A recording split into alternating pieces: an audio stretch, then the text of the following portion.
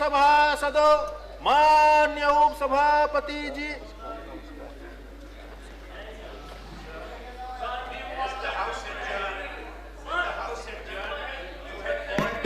On a point of order, because of the disruption, I was not able to speak. I will allow you. Sir, I am allowing you. I'll just One finish. se- yeah, I am allowing you. But before that, let me make a, see, Sir, let me make a submission. Sir.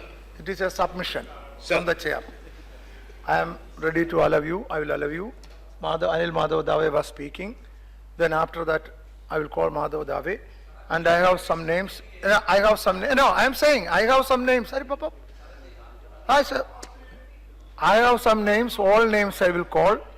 Everybody will be given 3 minutes and allow the discussion to have in a peaceful manner. After that, the minister will reply. So let us decide on that. For that, please, I'll come. I want cooperation from both sides. One more thing. If any, let me complete. If any member makes some remarks or something, I myself will, something which is unparliamentary or not within the rules, I will go through the records and expect them also. But when one member says something, if all of you stand up and shout, the chair is helpless. Therefore, I request everybody to cooperate, because after this we have to pass bills. If not today, at least tomorrow we have to pass the bill, important bills. Therefore, I am allowing Anand Sharma on a point of order. Point of order. Be specific to the point.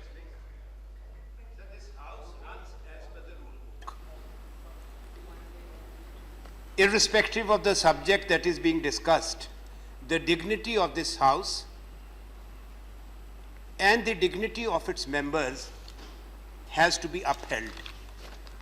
No one, whether from this side or that side or here, can lower by any remark or statement the prestige of the Rajya Sabha and the members of Parliament. Therefore, it's a matter of great anguish for me and my colleagues and all of us if in the flow of passion one member says that 50% of the members of this House deserve to be in prison. He should apologize. He should apologize. He should apologize, not withdraw but apologize. This is not acceptable, sir. आप अपने लोगों को भी कह रहे हैं और यहाँ भी कह रहे हैं, गिरबान में झांकिए और माफी मांगिए सदन से. Sir, one thing. Okay. Honorable Anand Sharma जी ने जो बात कही, हम उससे सहमत हैं. हम सब की, चाहे उधर लोग बैठे हों, चाहे इधर बैठे हों, चाहे कहीं पे भी हो, राज्यसभा की, संसद की जो गरिमा है, उसके अनुकूल ही अपनी बात कहनी चाहिए. और निश्चित तौर से उससे पहले उधर से भी कुछ ऐसी बातें आई या इधर से आई, दोनों चीज़ों को रिकॉर्ड में देख करके आप स्पंज करिए. और अभी जो है वो जो स्पेसिफिक फ्रेमवर्क है, जो मुद्दा है, उस मुद्दे के अंदर ही कोई सवाल पूछना चाहता है तो उसमें शॉर्ट में पूछे और उसके बाद ऑनरेबल मिनिस्टर उसका जवाब देंगे. Now, all right. Now, see, number one, including the statement that had been referred to by Sri Anand Sharma, and any other statement if there is, I will go through the records and I will expunge. Now, Sri Anil Madhave, if you like, yeah. 2 minutes. It has to be taken out of the record right now. If you see tomorrow, by that time it will be printed. No, the statement referred to us being said by Anil Salve is expunged now itself. Right It now. is expunged now itself. That's right. Otherwise, Okay. it will be reported in the papers. It is expunged. Taking it केवल मैं And now please, now sit down, wait, sit down. Sit down. I will go through it. Sir, I will go through the record. Let me easier. No, the point is, Sir. listen, मैं सम्माननीय सदस्य आनंद शर्मा जी को बहुत धन्यवाद देता हूं कि इस सदन में किसी के प्रति ये नहीं कहना चाहिए. 2 दिन से मेरे बारे में चोर है, सब बड़े नारे सब लोग दे रहे थे और जो नारे थे आप रिकॉर्ड पर लिख लीजिए. फिर भी नहीं, अच्छा हुआ आप सब क्या कह रहे थे वो रिकॉर्ड पर है, पर आज उनको देर से क्यों ना हो इस सभागृह के सदस्यों के डिग्निटी की याद आई, इसलिए मैं उनको धन्यवाद देता हूँ। दूसरी बात, तो सम्माननीय तिवारी जी जब बोल रहे थे, जबकि सीएजी रिपोर्ट के बारे में जो मैं जवाब देने के लिए उसका भी तैयार हूं, मैंने कोई लोन गारंटी के बिना लिया नहीं है, इनकम टैक्स ने मुझे सर्टिफिकेट दिया, मेरा कोई संबंध नहीं है। इसके बाद भी उन्होंने आउट ऑफ रिकॉर्ड जाकर मैंने लोन के बारे में, दूसरे कंपनी के बारे में, मेरे मंत्री पद के बारे में और ये सब रिकॉर्ड में लाया। आपसे मेरी प्रार्थना है कि जो सीएजी के रिपोर्ट से रिलेटेड बातें नहीं है वो भी उससे निकाल दीजिए, सब बातें, वो कहने का इनको अधिकार नहीं है, वो भी बातें निकालनी चाहिए। तो मेरे साथ न्याय होगा, आप उसके साथ एक न्याय और उनके साथ दूसरा, ऐसा नहीं होना चाहिए। Now see, no, let me complete. I'll come back to you. Now, He has taken my name. Mr. Gadkari has taken my name. So let me clarify, sir.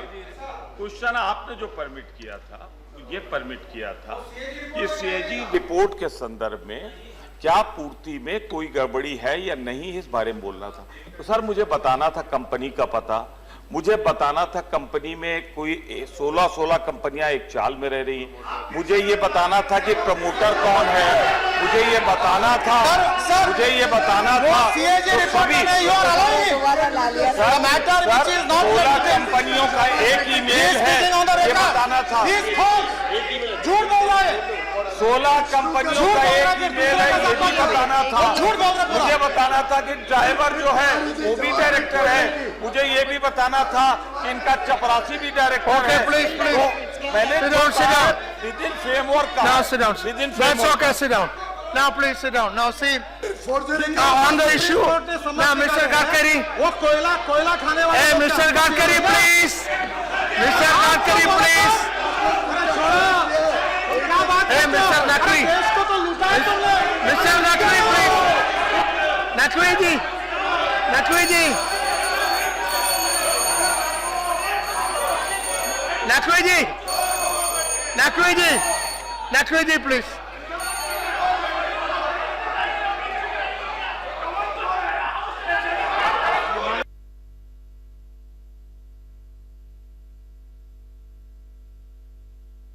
No, please. No, you please.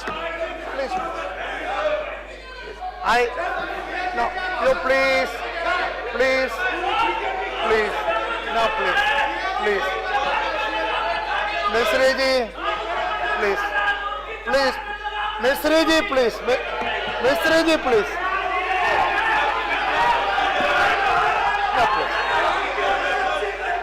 No, please. Go back. Animandra, please. No, please. Sri Anand Sharma, ask them to go back. Anand Sharma, Mr. Khan, please go back. Ask them to begin. एक चीज, चाहे Ask them to begin. चाहे चोर इधर से कहा उधर से कहा, Yeah. वो निकाल देना Nikal, चाहिए acha, that is it. किसी तरह से भी। Now see, number one. No, see, अध्यक्ष जी, number one. अध्यक्ष जी, इस शब्दावली को भी जो आजाद साहब ने कहा निकाल दिया जाए, और जो सीएजी रिपोर्ट के बाहर नए इन्वेंटेड एलिगेशंस आ रहे हैं उनको भी इसमें से हटाना चाहिए। अब बैठिए, I will decide on that. Please. I will decide. Mr. Khan, I know what to do. Sit down. Sit down. Honorable, अरे आप लोग बैठिए. Please allow me to. Anil Madhav, I will call. No, see, let me. अरे बैठिए please. Anil Madhav थोड़ा बैठिए. Tarun Vijay बैठिए. Now, see, first of all, let me say, honorable members,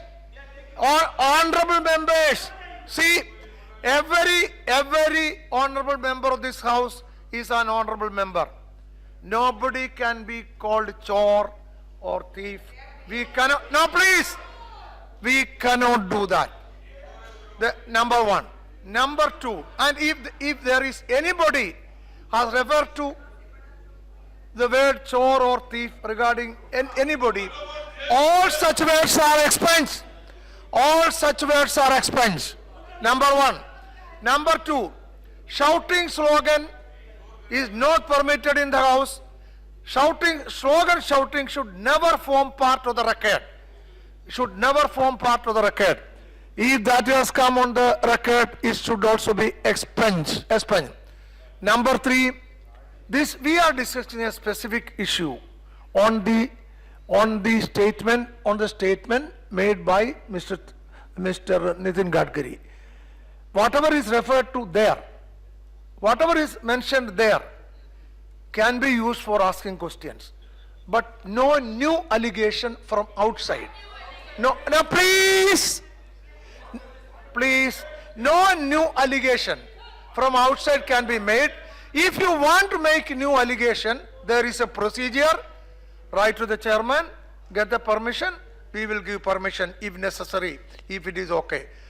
These three conditions to be remembered. Number four, I have names, all the names I got I will be allowing, but only 3 minutes, confined to what I said. Now, Sri Anil Madhav Davi. Your name is called. Now please cooperate. My humble request, please cooperate. Please cooperate. I feel sad. उप सभापति जी, I feel sad. Please cooperate. I request everybody to आपके cooperate. माध्यम से केवल इतना कहना I चाहता feel हूँ sad. कि अगर कोई कंपनी लोन लेती है और उस लोन को ब्याज और ब्याज पे ब्याज, टोटल ब्याज मिला करके कुल जितना भी बनता है उसको वो वापस जमा करवाती है, तो क्या भारत के किसी भी वित्तीय संविधान के या वित्तीय कानून के अंतर्गत क्या ये गलती है? और ऐसी स्थिति में जब भारत के अंदर डिफॉल्टर्स कंपनियों प्रमोटरों की भरमार आई हुई है और हमारे देश के अंदर चेक बाउंस होना किसी समय में ये समझा जाता था कि कंपनी का नाम खराब हो गया, मेरा नाम खराब हो गया, मेरा चेक बाउंस हो गया है। कंपनी लोन लेती थी तो लोन लेने पर उसे 100% चुकाती थी। पूर्ति ने पूरी प्रामाणिकता से इस काम को किया है और इस काम को करने के कारण अब आप मुझे इस काम को किया है और इस काम को करने के ऊपर अगर प्रश्न लगता है तो ये प्रश्न केवल किसी कंपनी पे नहीं लगता, इस वृत्ति पे भी लगता है कि लोन चुकाना क्या इस देश के अंदर अपराध है? लोन पर ब्याज सहित लोन चुकाने की प्रक्रिया क्या गलत है? और मेरे मन में आपके माध्यम से एक प्रश्न जानने की भी इच्छा है कि कोई भी सिटिंग मेंबर ऑफ पार्लियामेंट, कोई भी उसको चाहे कोई भी पद हो, चाहे वो मंत्री हो या ना हो, क्या हम उनके किसी ऐसे कार्यकलापों पर जो कि उसके पदेन रहने से पहले हुए हैं उस पर हम चर्चा करेंगे? अगर हम ऐसा करेंगे तो हम भविष्य का एक ऐसा दरवाजा खोल देंगे, एक ऐसा दरवाजा खुल जाएगा जो अनंत तक जाएगा। उसके अंदर कई संस्थाएं आएंगी, कई कंपनियां आएंगी, कई लोग आएंगे। मुझे लगता है कि सीटिंग मेंबर रहते हुए की जाने वाली गतिविधियों पर विश्लेषण करने का अधिकार तो सबको है, लेकिन अगर हम उसके 10 साल, 20 साल, 30 साल पहले जाएंगे तो फिर बात निकलेगी तो दूर तक जाएगी, उसके अंदर हो ही जाएगा। मैं केवल इतना कहना चाहता हूं कि सदन की गरिमा को बनाए रखने की जवाबदारी हम सबकी है। और आज जैसा कि हमने पहले अभी उन्होंने कहा कि आप पढ़िए और उसके अंदर आपको ऐसा लगता है तो स्पंज करिए, क्योंकि इस सदन की गरिमा को मेंटेन करने के लिए हम सब लोग जवाबदार हैं। आने वाली पीढ़ियां हमारे मिनट्स निकाल करके पढ़ेगी और वो हमारी हरकतों को देखेगी। भाई साहब, मैं आप और मैं दोनों कह रहा हूं, इसलिए आपने मुझे बोलने का समय दिया, इसके लिए बहुत बहुत धन्यवाद। Thank you. श्री दिग्विजय सिंह। माननीय उपसभापति महोदय, मैं केवल इस सीएजी रिपोर्ट तक ही सीमित रखूंगा और इसी के अंदर माननीय मंत्री जी का स्टेटमेंट जो है उस तक अपने आप को सीमित रखूंगा। माननीय उपसभापति महोदय, सेकंड पैरा में माननीय मंत्री जी ने कहा है, the audit does not conclude any issue of misutilization, misappropriation, fraudulent और corrupt practices। मैं आपका ध्यान सीएजी की रिपोर्ट पेज 51 पर लाना चाहता हूं, जरा देखिए नितिन गडकरी जी। उसमें फर्स्ट पैरा में लिखा हुआ है, फिर आपने उसमें ये भी स्टेटमेंट दिया है आपके स्टेटमेंट में, आप अपने स्टेटमेंट के पैरा लास्ट में जाइए। Nowhere CAG report has nowhere named me as a wrongdoer। ये दोनों बातों को आपने अपने बयान में सीएजी रिपोर्ट के तहत आपने सदन को गुमराह किया है। मैं आपको पढ़ना चाहता हूं माननीय उपसभापति महोदय, पेज 51, पैरा 1 के द प्रमोटर्स एंड और directors of the borrower company had given their personal guarantee for the loan. Correct. Now, who are the persons? It is mentioned here.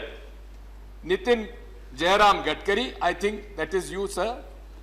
Shri Jairam Rameshji Verma, Shri Anand Rao Motiram Raut, Shri Astik Janglu Sahare, and Vishnu Govind Chargade. Aren't they connected with you, sir? Number one. Number two, इन्होंने कहा है हमने कोई इसमें गलत काम नहीं किया। I refer to the page 51, the last para. The borrower, who are the borrower? Mr. Nitin Gadkari is one of the borrower. The borrower did not deposit revenue from sale of electricity in the trust and retention account TRS committed, which would ensure the repayment of loan, as the IREDA held the first charge of this account. What have they done?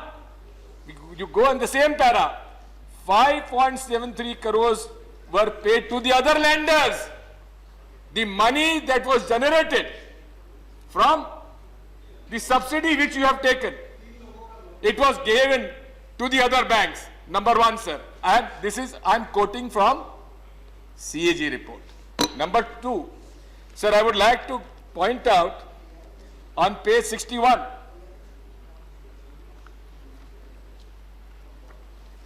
sir, I would like to para 5.41. The borrower violated. The borrower, who is the borrower? Till then, sir, you were the chairman of Purti.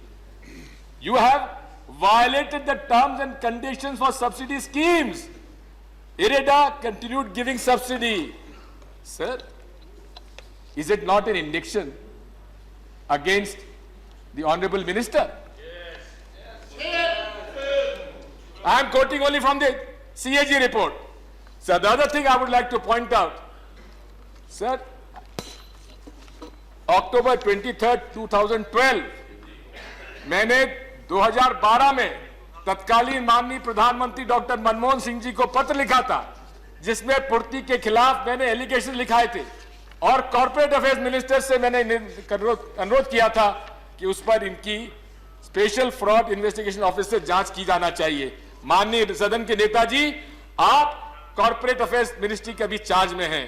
क्या आप SFO की report जो पूर्ति के घपले थे, जो पूर्ति में जिन्होंने 164 करोड़ रुपए, महेशकर जी, मैं उनका नाम नहीं लेना चाहता, विजुअल आईआरबी का जो मालिक थे, उन्होंने sir global safety vision 164 crore एक डूबती हुई कंपनी में 164 करोड़ रुपए ग्लोबल सेफ्टी विजन से इन्होंने पैसा लिया और उसमें मेरा आपसे अनुरोध है, ये लोग कौन थे? ये उसी की सिस्टर कंपनी है। इस सिस्टर कंपनी को आपने मिनिस्टर होने के नाते ठेके दिए थे। ओके, श्री नरेश अग्रवाल। माननीय सभापति जी, जो व्यक्तिगत आरोप प्रत्यारोप है, हम उसके पक्षधर नहीं हैं। प्लीज, मैं सही कह रहा हूँ, प्लीज अपनी राय दे रहा हूँ। या लेकिन दो चीजें मैं पूछना चाहता हूँ, क्योंकि मैंने सदन में ये भी देखा, उधर उन्होंने किया था, मनमोहन सिंह जी जब प्रधानमंत्री जी थे तो इस देश के प्रधानमंत्री ने खुद खड़े होकर कहा था कि दुर्भाग्य है कि हिंदुस्तान में प्रधानमंत्री को भी चोर कहा जाता है। मैंने सदन में वो भी सुना था कि उस समय ये सब थे और तब हम लोगों ने इनको भी क्रिटिसाइज किया था। और हम लोग यहाँ बैठे हैं, ये राज्य असेंबली नहीं है, ये हम लोग भारत की सबसे बड़ी अदालत में हैं। इस मारे हम नहीं चाहते कि व्यक्तिगत किया जाए, कोई इसको अपने में ले रहा हो तो बात दूसरी है। मैं दो चीजें पूछना चाहता हूँ।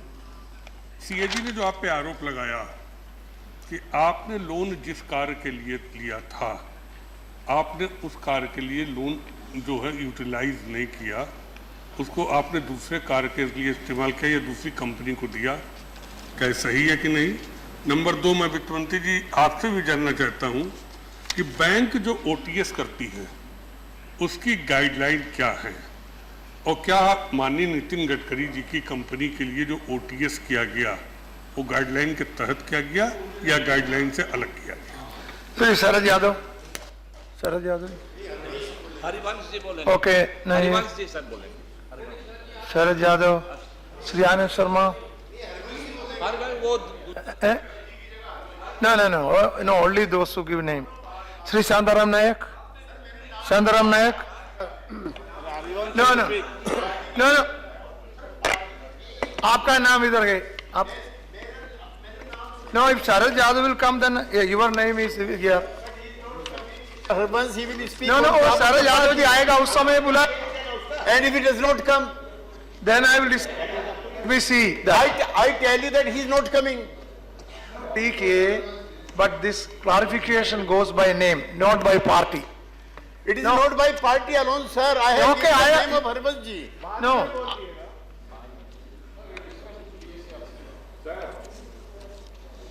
No, please.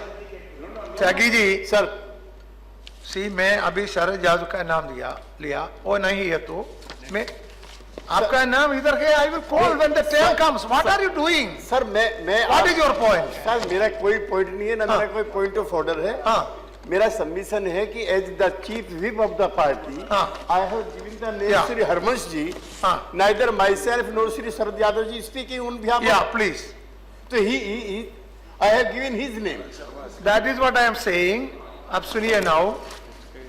Sharad Yadav is his name and Harivansh, दोनों नाम मेरे लिस्ट में है. मैंने शरद यादव को आप बुलाया, वो नहीं है. उनका ट्रेन आने के समय उनको बुलाएगा. हाँ. सर मैंने शरद यादव जी से पूछ करके ही इज द No, मैं बोलता है उनको बुलाएगा, लेकिन उनका ट्रेन पर बुलाएगा. मेरे आपका चिट्ठी मेरे हाथ में है, उनका ट्रेन पर बुलाएगा. Now, so Shantaram Nayak. Sir, may I mention herewith that House is aware that it is on Friday last when I raised the issue of 0 hour on this Spurti Sakar Karkhana Limited.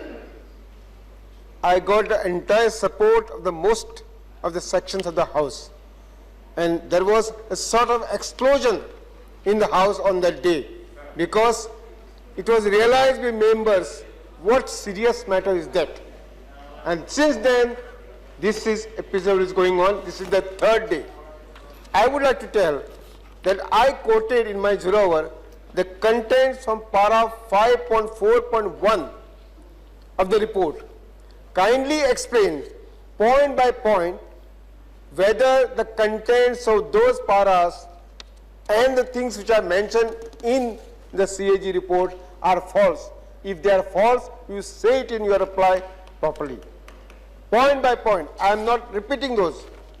Secondly, you were a minister of PWD in government of Maharashtra.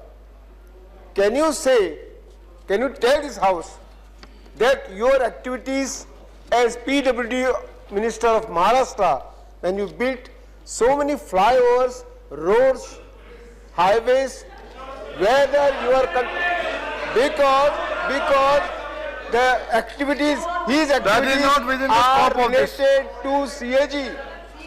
Because again I am telling you, No, see, that is not within the scope of this, so he is not bound to reply. assets. He has You are said not bound to and reply. claimed That is not that within he the did scope not of this. have any non-performing assets. Okay.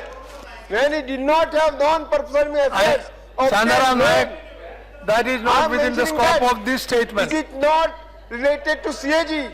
I am a member of Public Account Committee and I am aware. And There you have to can explain. ask. You have to Not explain. here. You have to You ask explain. there. Secondly, You ask there. in 2008 and 2012, Yes, point of order.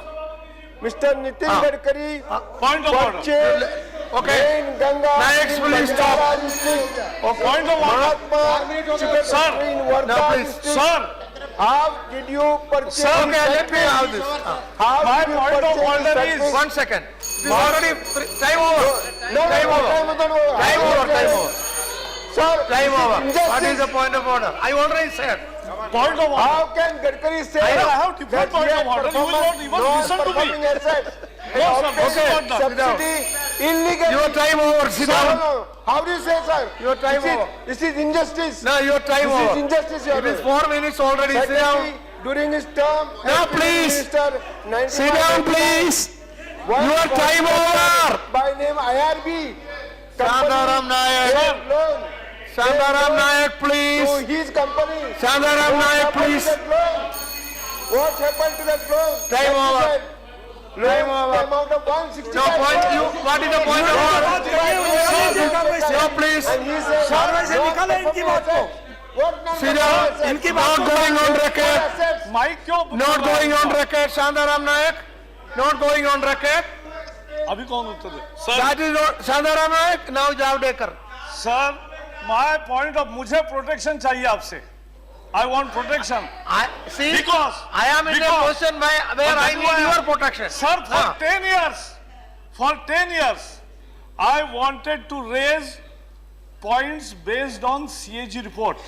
You did not allow us even to say CAG. And now you are allowing everything to be referred to.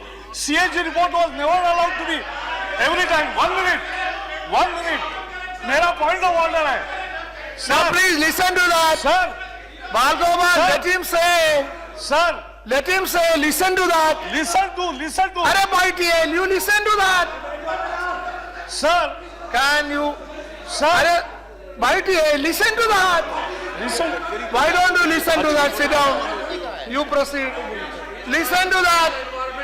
Baba, listen to that. Mr. Khan, nothing going on record. Okay, I am going to the next person. Sri Anil Desai. Sri Anil Desai. Thank you.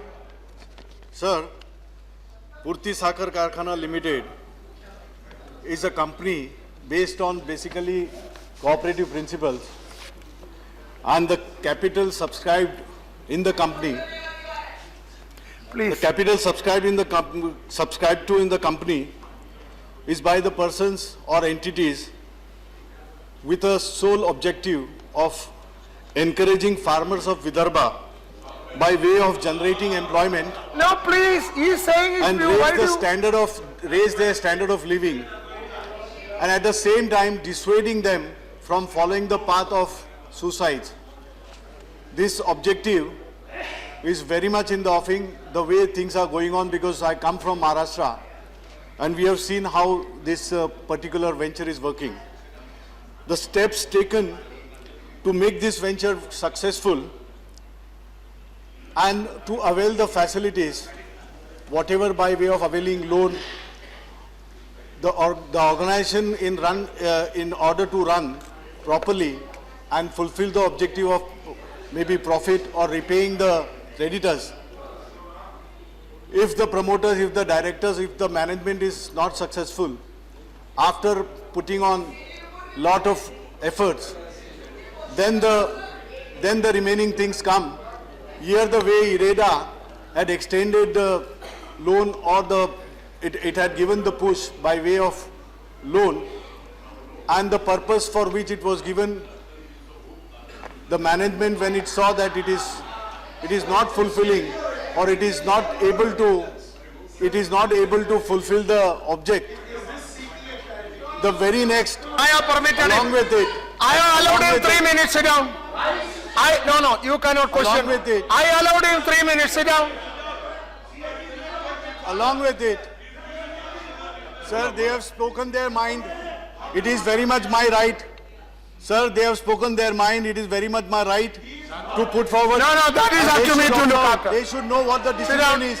No, Now by doing this. only what Anil Desai says will go on By record. doing this. Nothing else will go By on doing record. this, they are Sit down, sit lowering down. the image of the. Sit down.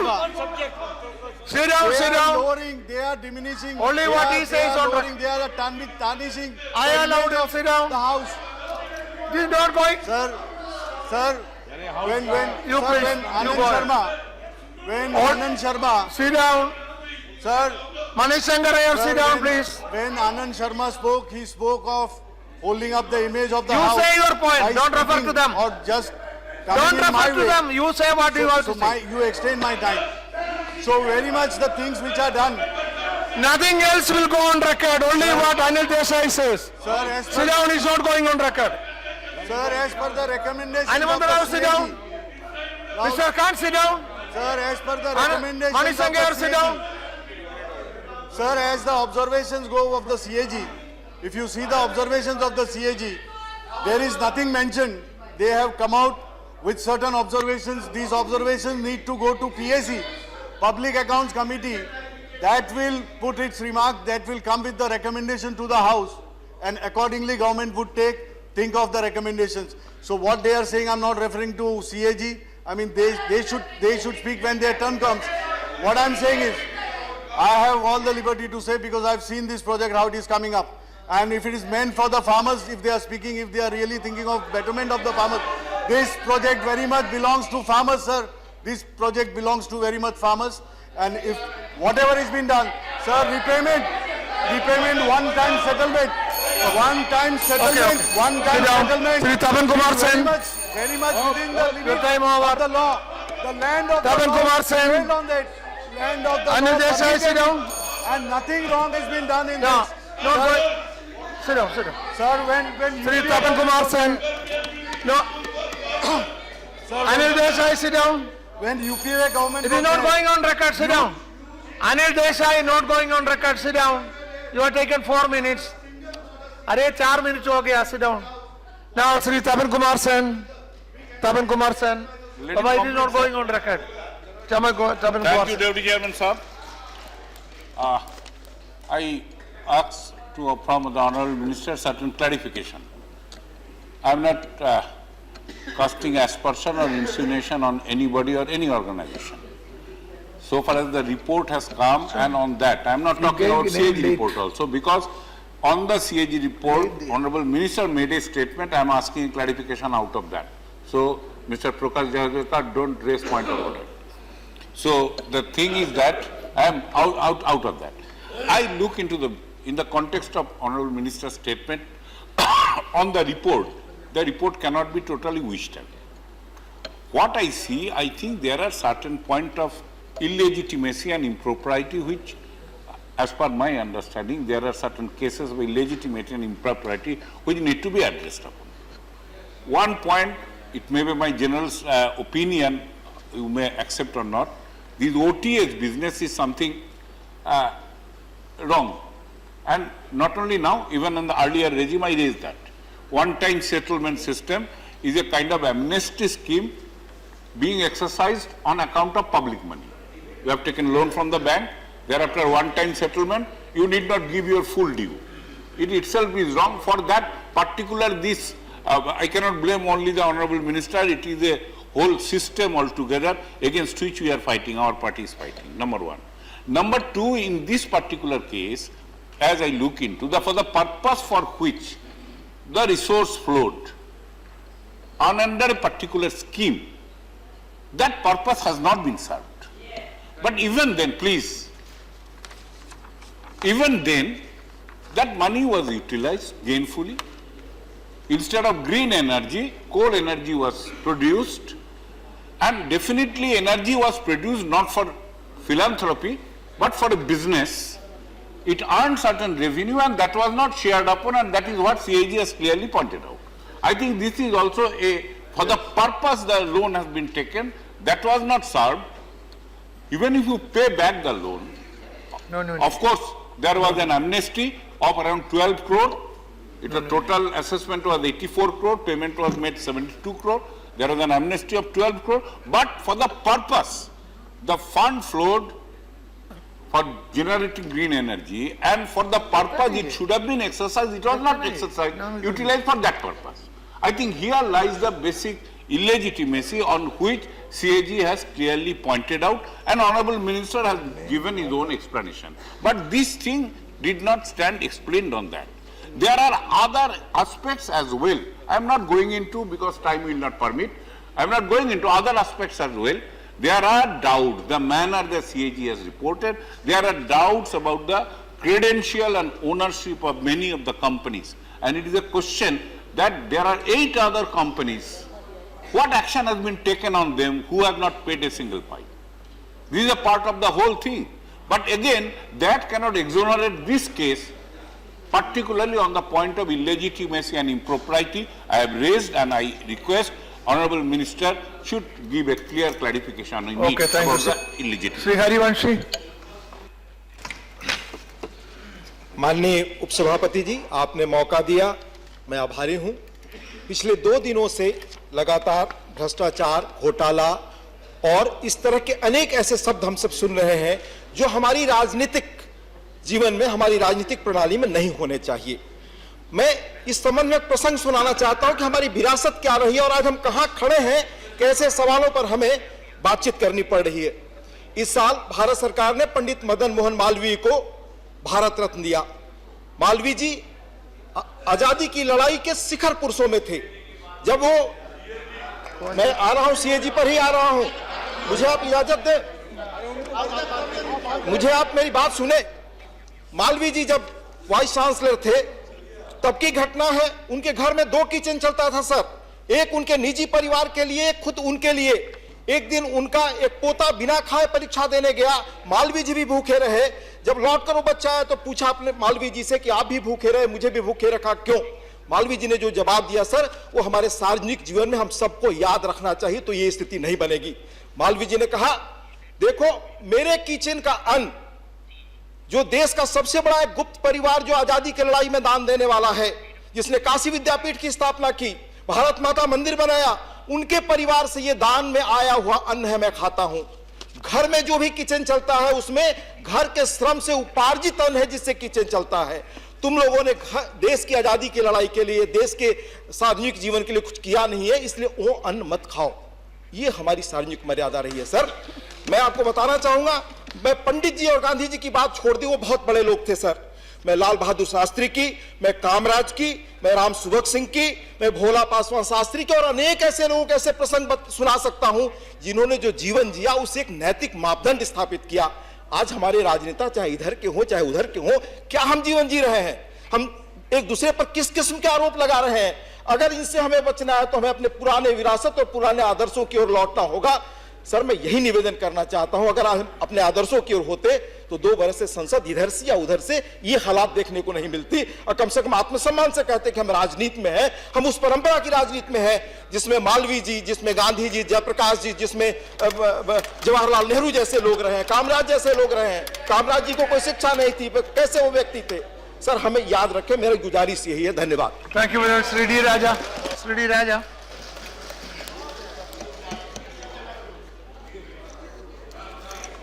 Sir,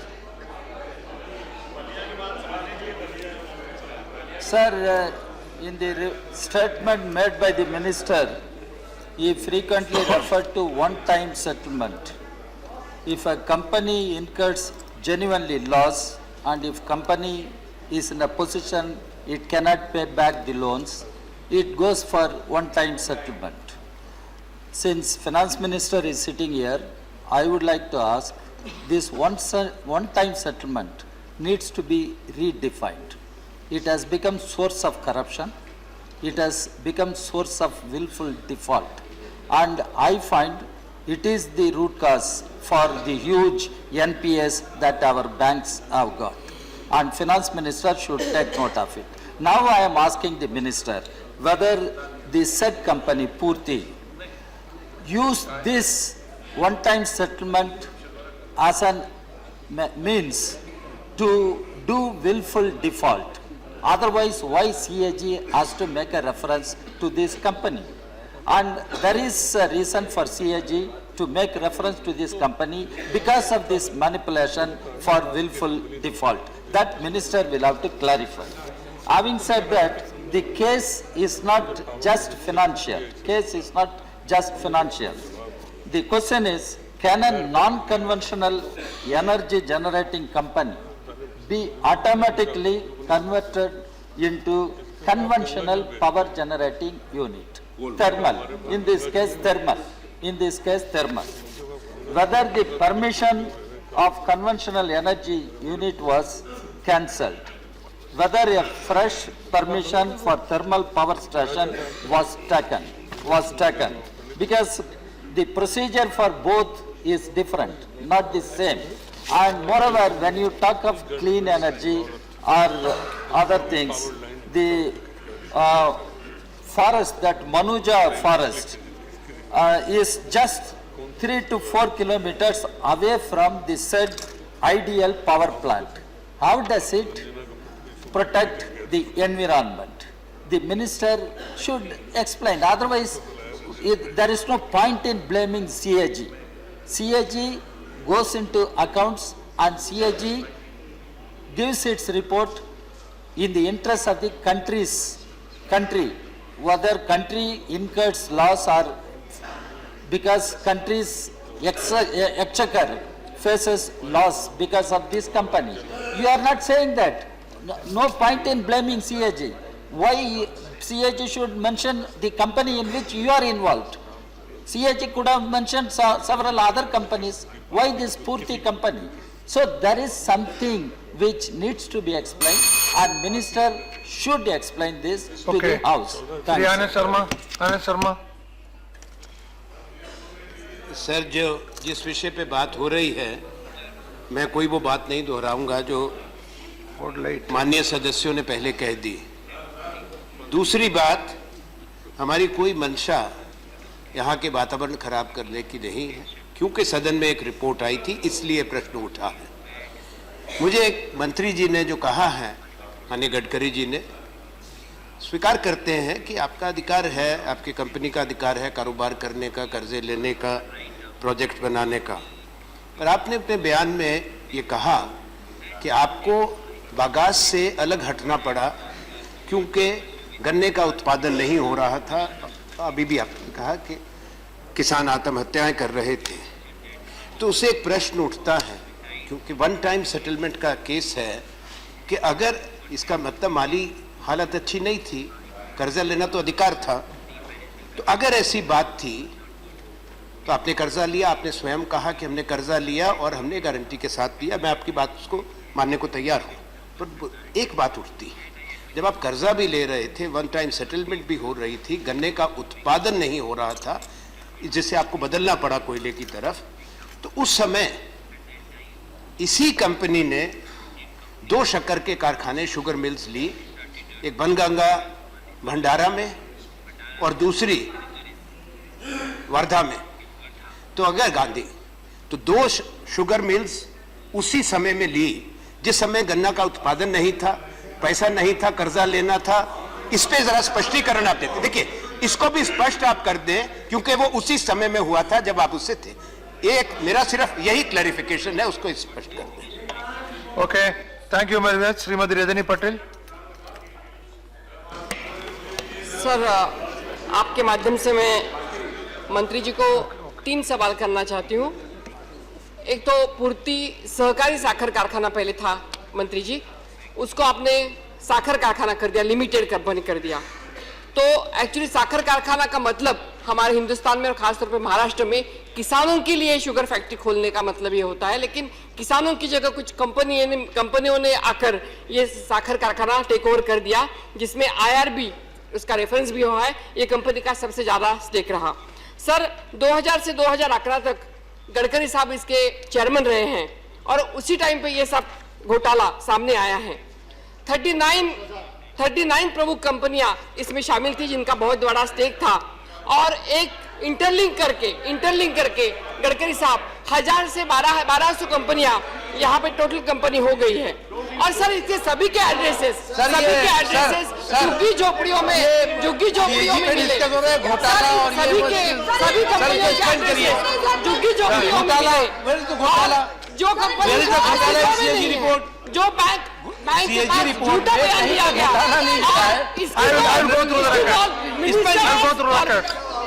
minister of corporate office इसमें भी इसकी known register की हुई है।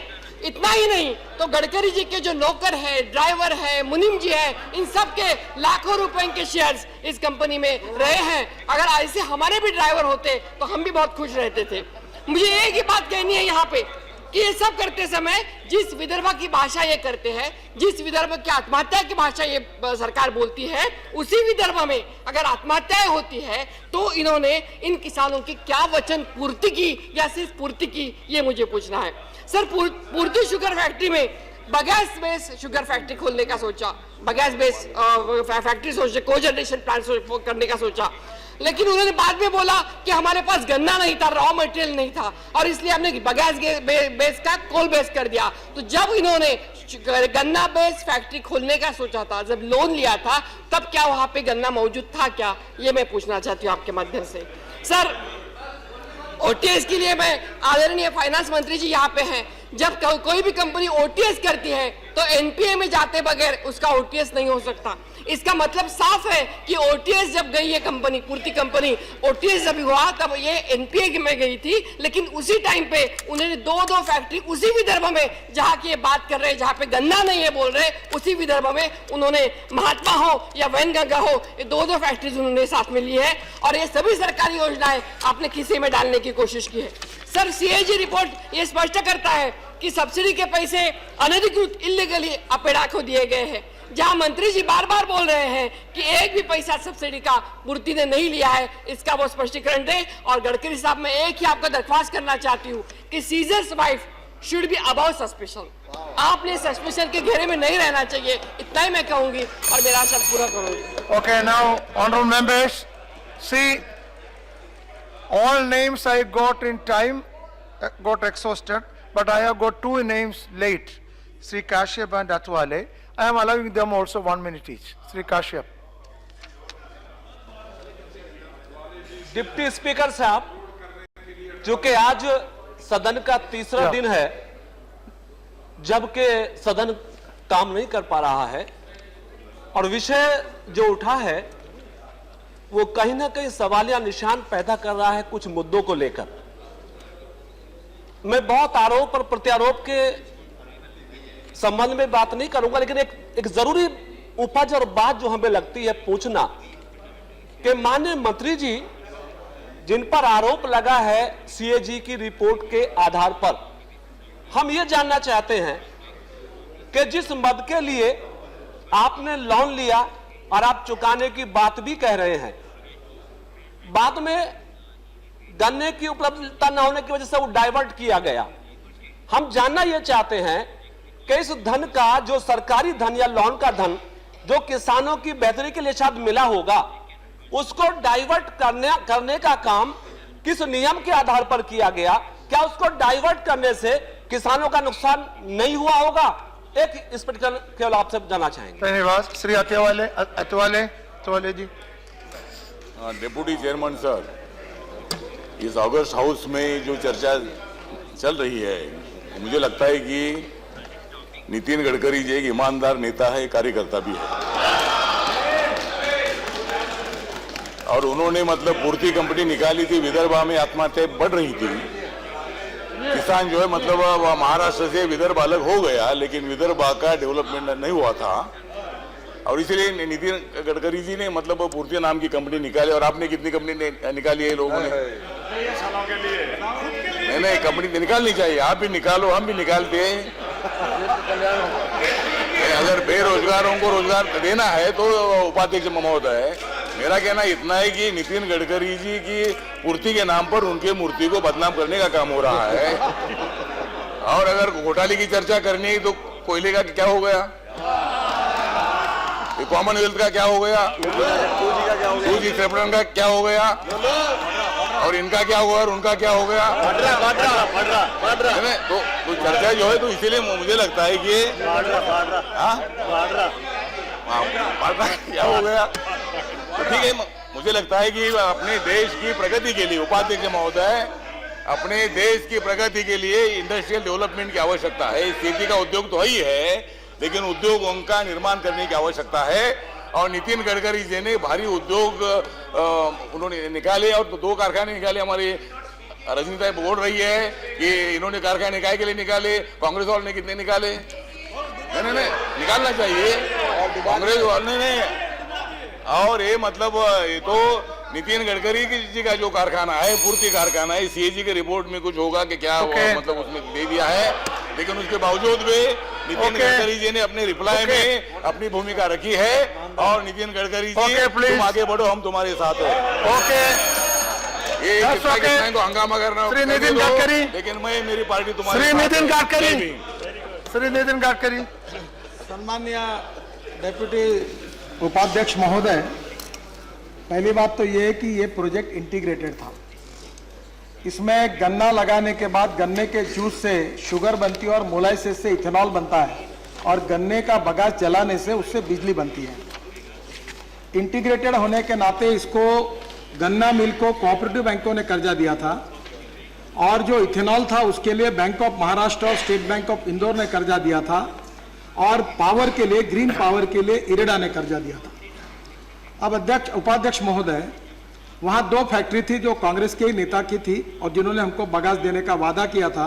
दुर्भाग्यवश हमारे क्षेत्र में 22 फैक्ट्री कांग्रेस के नेताओं ने निकाली, लगभग 22 के 22 खत्म हो गई। केवल आज 3 फैक्ट्री विदर्भ में जिंदी है जो हमारी है। और ये जो 2 फैक्ट्री का उल्लेख रजनीता आपने किया है, ये वर्धा जिला में और भंडारा जिले में है। भंडारा जिले में जो फैक्ट्री थी वो गजानराव रंबाड़ कांग्रेस के एमएलए थे, उनकी थी, वो पूरा दिवाला पिट चुका था। मैंने उसको शुरू करके लोग किसानों के हित के लिए चालू कराया। दूसरी जो फैक्ट्री थी, मैं आप please listen, no don't allow, पूछा है, कैन सिट डाउन। दूसरी जो फैक्ट्री थी वो वर्धा जिले में मोरबो वानखेड़े की थी। पूर्ति नागपुर जिले में है, वो वर्धा जिले में है और उस फैक्ट्री को भी दिवाला पिट चुका था। और हमारे, अब नाराज मत होना, ये गरडा जी बताएंगे आपको, विदर्भ में जितने कांग्रेस के लोगों ने फैक्ट्री निकाली वो पूरा दिवाला पिट चुका। वो केवल अभी 3 फैक्ट्री चलो, उनने पैसा भी नहीं दिया बैंकों का। मैं आपको एक बात बताना चाहता हूँ, प्लीज मैं बता दूं, वो भी बताऊँ। उपाध्यक्ष महोदय, इस फैक्ट्री पर 3 लोगों का कर्जा था। अब सीएजी कहते हैं कि आपने अकाउंट में पैसा जमा क्यों नहीं किया। तब कोऑपरेटिव बैंकों ने ऑब्जेक्शन लिया कि हमारा भी अधिकार है और बैंक ऑफ महाराष्ट्र और स्टेट बैंक इंदौर ने भी ऑब्जेक्शन लिया, तो उनके एक्स्ट्रा अकाउंट में पावर का पैसा नहीं जमा कर पाए। उसका जवाब हमने इरेडा को दिया।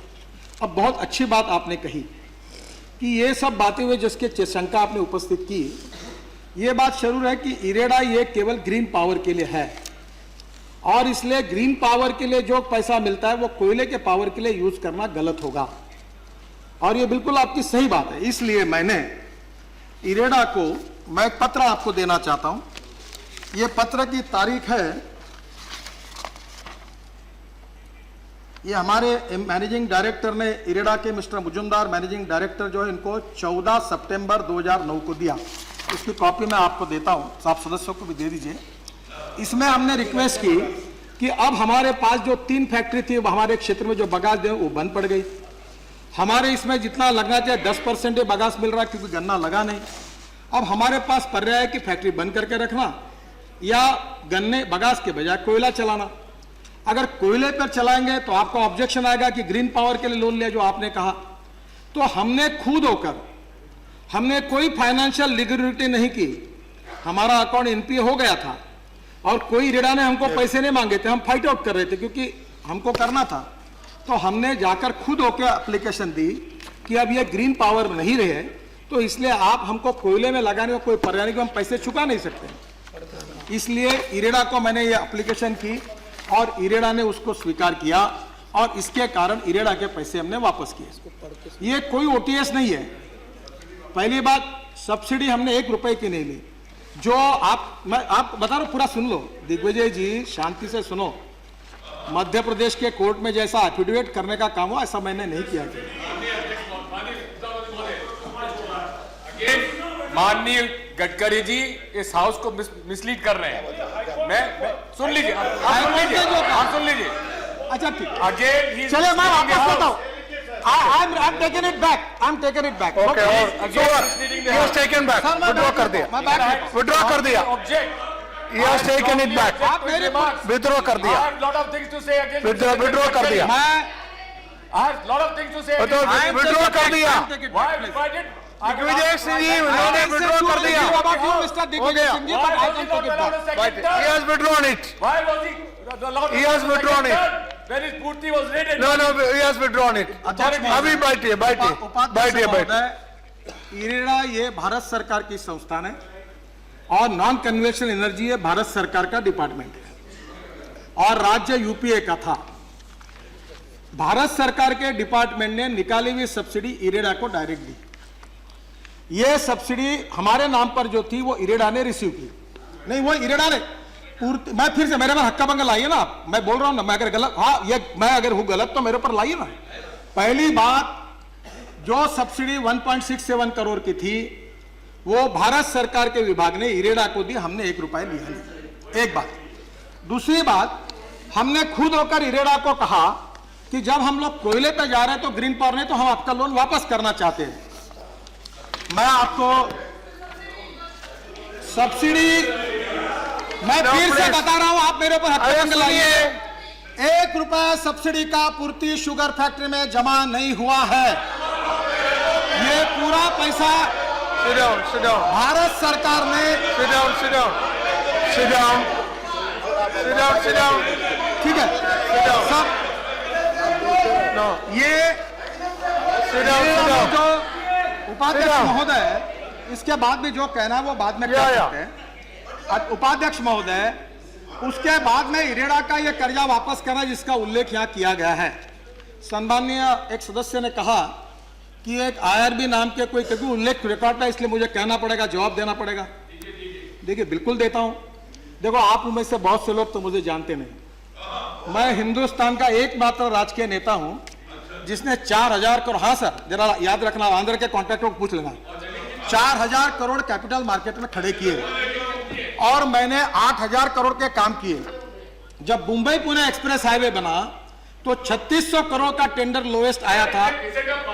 सर उन्होंने मुझे कहा, सर मुझे, सर हाईवे की बात की, फ्लाईओवर की, मैं जवाब नहीं दूं।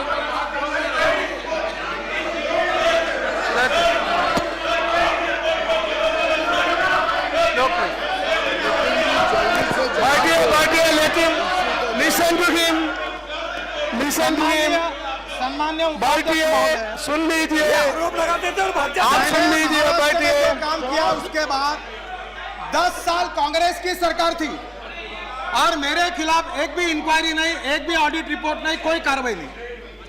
और इसके लिए मैं ये कहना चाहता हूं कि इसके बाद ये जब कर्जा चुका गया तो अपना घर गिरवी रखकर एक नॉन बैंकिंग इंस्टीट्यूशन की कंपनी थी, उन्होंने 12% से बैंक से कर्जा लिया, 2% प्रॉफिट ऐड करके 14% से हमको कर्जा दिया। वो कर्जा इरेडा में चुका है, फुकट में नहीं दिया कोई, हमने, हमारा खुद का उसमें रिकॉर्ड है सब, आप देख सकते हैं। अब सम्मान्य उपाध्यक्ष महोदय, मैं दो बातें कहना चाहता हूं। Minister please address to the chair only. Yes, CAG ने जो रिपोर्ट दिया है उसी समय जो यूपीए की सरकार थी उसका जो अपारंपरिक ऊर्जा के मंत्रालय के अंतर्गत जो इरेडा था, उन्होंने ही सीएजी के सभी बातों का जवाब इन्हीं के सरकार ने दिया है, वो भी इस रिपोर्ट में है। और मैं आपको एक बात कहना चाहता हूं कि इसके बाद पब्लिक अकाउंट्स कमेटी है, आपको ये कह रहे थे कि मैं सदस्य हूं। सम्माननीय उपाध्यक्ष महोदय, ये मैं कंपनी की लिस्ट देता हूं। 19 कंपनियां जो है 18 मामलों में उन्होंने ब्याज तक नहीं दिया, 9 कंपनियां ने जो है उन्होंने ऋण भी नहीं चुकाया, और हमारी एक कंपनी है, देखो आपने और एक गलत उल्लेख किया, हमने 84 कोटी कर्जा नहीं लिया, हमने केवल 46 करोड़ कर्जा लिया था और उसकी कीमत हुई 84 करोड़। और उसके बाद जब हमने कहा कि हमको कर्जा वापस करना है तो उन्होंने पेनाल्टी और कंपाउंड इंटरेस्ट कैंसिल करके 12.25% से हमसे ब्याज जोड़कर, हम 29 कंपनी में सबसे ज्यादा इरेडा को पैसा देने वाली कंपनी है, हमने उनको 72 करोड़ रुपए देकर वापस किया। हम एकमात्र कंपनी, और किसी ने नहीं दिया, ये रिकॉर्ड है। ये पैसे कर्जे से आए, जिस कंपनी से कर्जा लिया 14%, अध्यक्ष महाराज, जिस कंपनी से 14% से कर्जा दिया उससे पैसे वापस किए। अब सम्माननीय उपाध्यक्ष महोदय, मैं आपको बताना चाहता हूं कि अगर बगास नहीं है और वहां नहीं तो आज की स्थिति बदल गई। आज हमारे यहाँ 70% बगास होगा, गंदा लग गया, परिस्थिति सुधर गई, अब जितनी बुरी नहीं है। जब वो परिस्थिति थी, हमने महाराष्ट्र सरकार से, इन्वायरमेंट मिनिस्ट्री से, महाराष्ट्र सरकार के ऊर्जा मंत्रालय से, महाराष्ट्र सरकार के महाराष्ट्र स्टेट MERC जो इलेक्टेड, उनसे सभी प्रकार की लीगल परमिशन मांगी। फिर इरेडा को हमने बताया, उनकी परमिशन ली, और पारंपरिक ऊर्जा की यह परवानगी के पूरे पत्र मैं आपको देता हूं, ये रिकॉर्ड मैं आपको देता हूं, और उसके सबके परमिशन के बाद हमने ये किया। रही बात बाकी बातों की, दिग्विजय जी आपकी बात बताता हूं। ऐसा है, मैंने ये उस समय भी कहा था कि जब हमारे खिलाफ आरोप हुए थे तब 4,000 लोग हमारे शेयर होल्डर थे। हाँ, उसमें गरीब भी था, ड्राइवर भी था, चपरासी भी था, सब लोग थे, किसान भी थे, कुछ कंपनियां भी थी। मेरा शेयर 4,000 का था और इसलिए वो लोग शेयर होल्डर थे, उनका बोर्ड भी था और मैं उसमें ड्राइवर भी था, सब गरीब लोग थे। और वो क्या इस देश में ड्राइवर ने डायरेक्टर नहीं बनना चाहिए?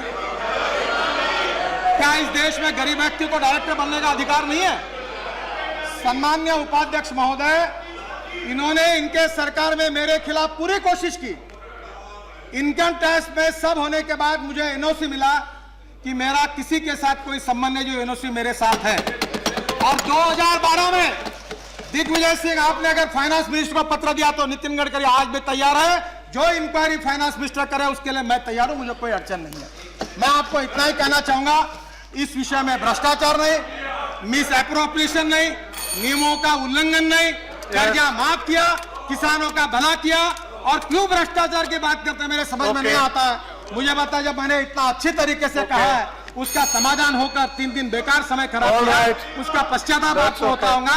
अब कोयला, जो आपने कोयले में घोटाला किया ना, वही कोयले पर चले थे, हमने उसका कोई संबंध नहीं। Okay okay, Shri Ghulam Nabi, Shri Ghulam Nabi, yes, Shri Ghulam Nabi wanted to, no, मैं आपसे अनुरोध करना चाहता हूं, जो सब्सिडी के पात्रता होने चाहिए थी उसका उन्होंने अंतर नहीं दिया। श्री गुलाम नबी, श्री गुलाम नबी, अरे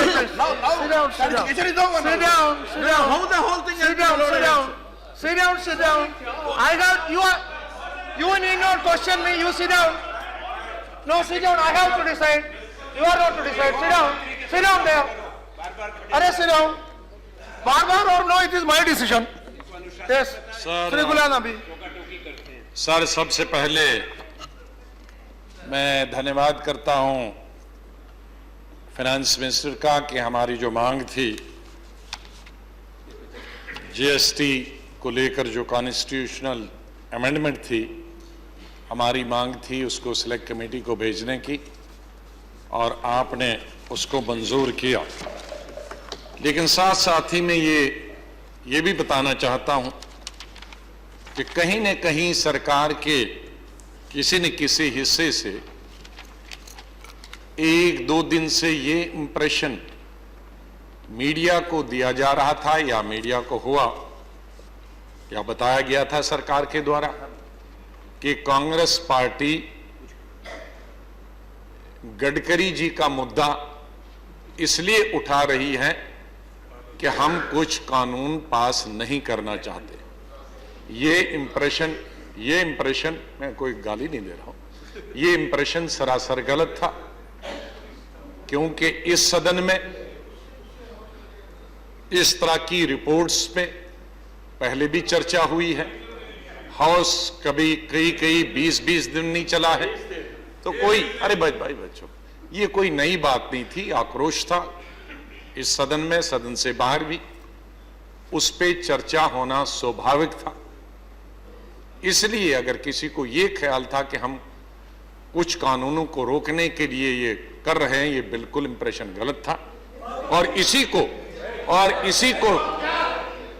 इसी के चलते हुए मैं सदन के यहां नेता हैं, मैं उनसे गुजारिश करूंगा कि कल सुबह ब्लैक मनी का बिल सबसे पहले लगाया जाए, उसके बाद आपको अगर कोई दूसरा बिल लगाना है, हमें कोई आपत्ति नहीं है।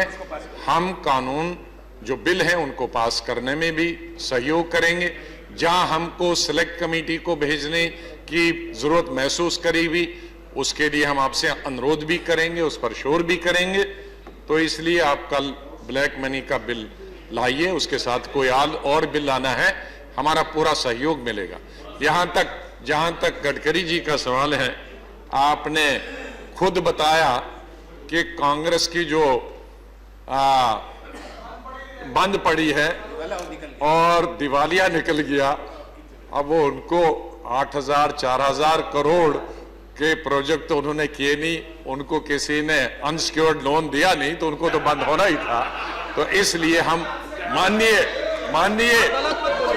इसलिए हम माननीय गडकरी जी के उत्तर से बिल्कुल संतुष्ट नहीं है और हम वॉकआउट करते हैं सदन में।